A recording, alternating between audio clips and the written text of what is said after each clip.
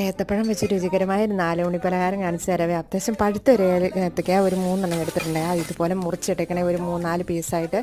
പിന്നെ നെയ്യ് ഒരു 2 ടേബിൾ സ്പൂൺ നെയ്യ് എടുത്ത് നല്ലപോലെ ചൂടാക്കി കഴിയുമ്പോൾ അതിലേക്ക് ഒരു മുറി തേങ്ങ ചിരകിയതും പഞ്ചസാര ഒരു 2 ടേബിൾ സ്പൂണും പിന്നെ ഒരു നുള്ളു ഉപ്പും പിന്നെ ആവശ്യത്തിന് ഏലക്കാപ്പൊടിയും കൂടിയാണ് അതും കൂടി ചേർത്ത് ഒന്ന് മൂപ്പിച്ച് മാറ്റി വെക്കാവേ.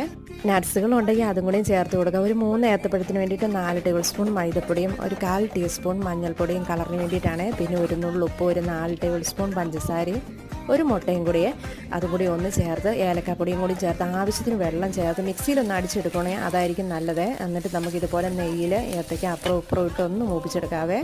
ദോശ ചുടുന്ന പോലെ ഇതുപോലെ മാവ് ഒന്ന് ഒഴിച്ചു കൊടുത്ത് നല്ലപോലെ പരത്തിയിട്ട് അപ്പം തന്നെ നമുക്കിത് റെഡിയാക്കി എടുക്കാവുന്നതാണ്. എന്നിട്ട് ശ്രദ്ധിച്ചാൽ മതി, നമുക്ക് പൊട്ടിപ്പോകാതെ ഒന്ന് മറിച്ചെടുത്ത് കഴിഞ്ഞാൽ സംഭവം റെഡിയായി കഴിഞ്ഞാൽ 4 മണിക്ക് അടിപൊളി പലഹാരമായി.